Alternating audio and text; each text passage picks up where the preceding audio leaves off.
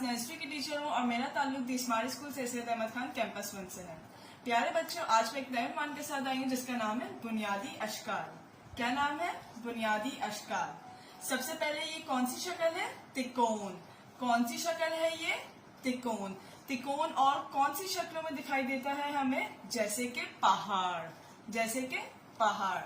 दूसरी शक्ल कौन सी है? ये दायरा। दूसरी कौन सी शक्ल है? ये दायरा। और दायरा और किन चीजों में दिखाई देता है? जैसे कि गेंद हमारी। ये कौन सी शक्ल है? चौकोर। कौन सी शक्ल है ये?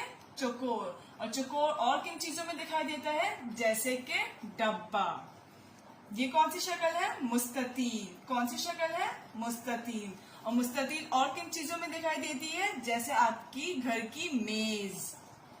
आखिर में ये कौन सी शक्ल है? बेज़वी। कौन सी शक्ल है ये? बेज़वी। और बेज़वी और किन चेहरों में दिखाई देता है आपको? जैसे कि अंडा।